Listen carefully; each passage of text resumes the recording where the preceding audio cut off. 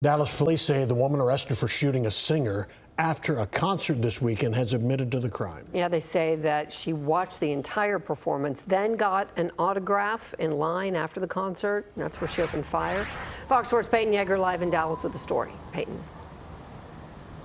Heather, and the latest update that I have on the victim, Jada Thomas, is that she did receive surgery today. She is surrounded by friends and family at a Dallas hospital, and the only way that she can really communicate right now is thumbs up or thumbs down or writing on a piece of paper. But I am told she is progressing in her recovery. She's bright, she's talented, she's courageous, she's resilient, and she's strong. And she asked me last night, she said, will I be able to sing again? I said, better. Don't give up on me yet. 26-year-old singer Jada Arnell Thomas is now barely able to communicate, just out of surgery Monday evening. Thomas was shot in the chest while signing autographs following a performance Saturday evening at the Black Academy of Arts and Letters in downtown Dallas. Police say the shooter, 26-year-old Micah Williams, was just feet away from Thomas in the autograph line. Close to 200 people were inside the concert hall. Multiple witnesses told police they saw Williams shoot Thomas and then take off. I said I feel angry. I feel violated. Curtis King, the founder and president of the Black Academy of Arts and Letters, chased after Williams on foot to the Thompson Hotel off Ackerd. I went into a state of emotional rage where everything kind of was blurry. And I went out the door and I said, where did the lady go? And so they pointed in the direction where she went, and I saw her through the glass doors. So I just started running after her. Officers arrested Williams in the lobby of the Thompson Hotel. A handgun was located inside Williams's purse. According to an arrest warrant affidavit Fox 4 obtained on Monday, Williams admitted to the shooting. Williams also claimed the victim harassed her last year. However, Fox 4 hasn't been able to verify that claim. Investigators are still unable to interview the victim since she's in the hospital. King says once he saw Williams's mug, he recognized her from more than a decade ago, but is still waiting for investigators to release a motive. And they said, Mr. King, she's performing at the Black Academy. So she was in one of the summer programs probably like 10, 12 years ago. I'm not going to allow people to have me to walk in fear, to come to a place that I absolutely have enjoyed. And King also tells me that he's working on beefing up security at his building, adding metal detectors and only having one entrance into the building. Meanwhile, Williams is facing a charge of aggravated assault with a deadly weapon. I just checked, and she remains in the Dallas County Jail. Police say a woman was seriously injured in a home invasion early this morning in the Fort Worth suburb of White Settlement. Yeah, they say that she woke up about 3:30 this morning to find a man holding a knife to her neck. Well, late this afternoon, White Settlement police arrested the man they say committed the crime. Francisco Avila arrested after police say they found the evidence connecting him to the attack. Fox 4's John Anglin live with the latest and newest information. Dion. Hi there, Heather. That is right. The arrest in this case just happened, and police say that cell phone that was found near the crime scene, near the victim's apartment, was key in identifying 21-year-old Francisco Avila. Just after 3 a.m., the suspect in a hooded sweatshirt is seen checking doors at a White Settlement gated apartment community for seniors. The third attempt led to the crime. But on the video, you do see him open screen door, and then he walks inside, again, unlocked apartment. So probably a crime of opportunity. Police say a 68-year-old woman was inside, asleep. She woke up to some pressure on her throat. When she saw what was going on, she sees this unknown man standing above her and realized it was a knife. Chief Chris Cook says the victim is hospitalized with a serious cut to her hand. The suspect stole money and more before running away. The guy was demanding, money and property, so she said, you can take whatever you want, take my car, just don't hurt me. At some point, he was able to get some cash, some keys, and tells the woman don't call anyone for at least 10 minutes. She defensively pushed back against the knife. That's what lacerated her hand real bad. Meantime, residents and management at the Oak Timbers complex are on edge, and police urging residents to keep their doors locked. We're getting with the police department about having an officer come out here and to talk to the residents, to discuss with them, different ways to make sure that they're staying safe. Now, police say once they obtained the information from inside that cell phone and linked it to Avila, they say they located him at a separate apartment complex nearby. He was walking in a field, and they believe he was looking for his cell phone. The Dallas County Sheriff's Office is hoping somebody can come forward with information that will help solve a deadly hit and run. The Sheriff's Office released some surveillance video showing a green F-150 pickup truck they believe is involved in the crash. That crash killed 27-year-old Gene Gathright Jr. as he stood outside his car early Sunday morning. Fox 4's David Centenry spoke with the man's father. David? Yeah, that victim's father, initially not knowing what happened, tried giving his son a call the day after the accident, but no one answered the phone. The next day, Dallas County Sheriff's deputies were at his door telling him what happened. Family hopes that surveillance video leads investigators to find out who's responsible for the hit-and-run death of the 27-year-old. He's a man, but to me, he's still my child.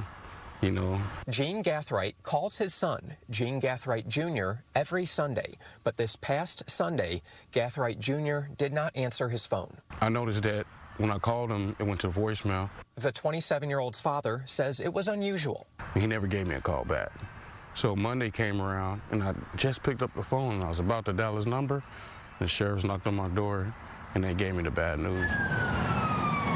The Dallas County Sheriff's Office says Gene Gathright Jr. was struck and killed by a hit-and-run driver on northbound I-35 at 8th Street just before 5 a.m. Sunday morning. Gathright Jr.'s vehicle was disabled in the right lane, and he was outside of it when police say someone struck him. The Dallas County Sheriff's Office released surveillance video of the green Ford F-150 they believe hit him. The truck may have damage to the passenger side mirror. Take a close look. If you know anything about it, you are asked to contact the Sheriff's Office. If anybody know anything, just please help us. Gathright Jr.'s father says his son, who worked at a nightclub on weekends, had been having consistent trouble with his Kia sedan. Fox 4 scene video appears to show the front right tire blown out. Gathright says his son leaves behind a daughter and was coming into his own as an adult. The fact that he was taking that transition from a young man to a man, and it was right there in front of my face, and I was so proud of him. The Dallas County Sheriff's Office is asking if anyone has dash camera footage and if they were in that area of I-35 and 8th Street from 4:45 a.m. to about 5 a.m. early Sunday morning to give investigators a call and check out that footage. A popular North Dallas ice cream shop was broken into early this morning. The owner of Howdy's Homemade Ice Cream made the discovery when he opened for the day. Some of the money stolen was top money meant for his employees. Fox 4's Alex Boyer has the story. Yeah, the owner says this happened just after 3 o'clock this morning. The cooks were in and out in less than 2 minutes. They stole the register and all of the money in the tip jar. Shattered glass lines the front entrance to Howdy Homemade Ice Cream, located off Inwood Road in Dallas. Somebody broke into the store early Tuesday morning and stole a couple $100. We found out that we had been broken into and robbed, took the cash register.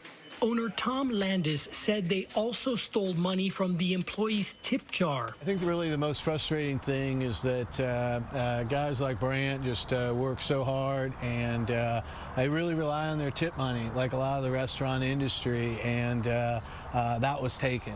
Howdy Homemade Ice Cream is a special place. It employs people like Brant with developmental disabilities. Orange creamsicle, cotton candy. Landis says he hopes the person or persons responsible were caught on surveillance cameras set up around the plaza. In the meantime, customers who heard about the break-in on social media have been stopping by to replenish the tip jar. $294. 4 p.m. Wow. Proving that good triumphs over evil. Gosh, just the evil. I get frustrated, but then the employees are ones that just lift you up and say, okay, hey, you know what, we can get through this, and we've been through worse.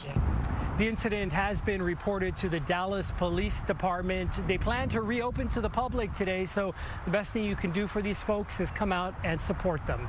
In Dallas, Alex Boyer, Fox 4 News. A Saxe High School student is behind bars charged with murder in the killing of a young man in Garland. The shooting happened shortly before midnight last night off Buckingham Road near Jupiter. Family members say 21-year-old John Onsornio was the man killed. Fox 4's Amelia Jones has the latest in the investigation. On Saturday around 11:30 p.m., Garland police got a call for a weapons disturbance at the apartment complex on West Buckingham Road. When officers got there, they found a man shot in his car. We had first responders begin life-saving measures immediately, and then he was transported to a nearby hospital where he ultimately succumbed to his injuries.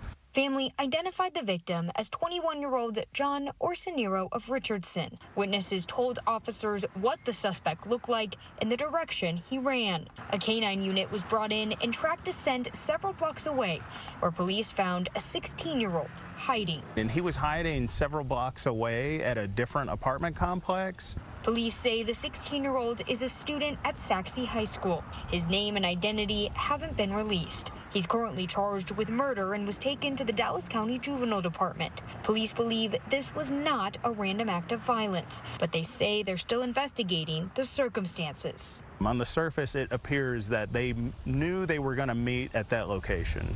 Investigators were able to get surveillance video from the apartment complex.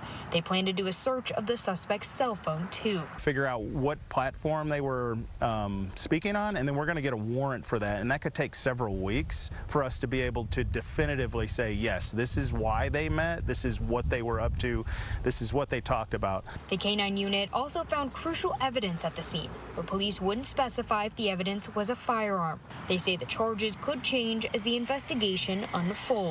Police are not looking for any other suspects. It's really a sad deal, just every way you look at it. It's just, you know, it's heartbreaking. In Garland, Amelia Jones, Fox 4 News.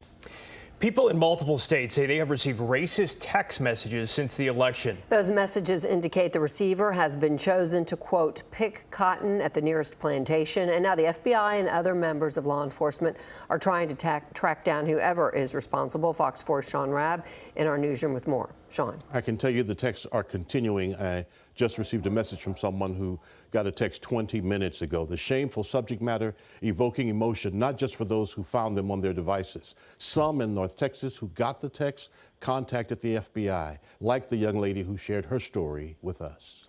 I had just woken up when I saw the text messages, and I really didn't know what to say. I was kind of more so astonished and also hurt. These are the text messages that pained Maya Thursday. We'll only use her first name. The 24-year-old, and who knows how many other Black people across the country, college students, some older, and others, some as young as middle school age, saw on their phones Thursday. I wouldn't say I haven't really experienced racism, but I haven't really experienced racism like that in my face, getting called those type of names. The FBI says people received the messages in at least 10 states, some with racial slurs, some with the name of the person connected to the phone number that got hit with the text. Maya, like others, has questions. For one, how did you get my information? The Cellular, Telecommunications and Internet Association says it's working to block the spam messages and the numbers they're coming from. So it looks like those numbers, or the majority of the originating numbers, come from it's called a text call subscriber. Eric Asti is managing director at Apollo Cyber.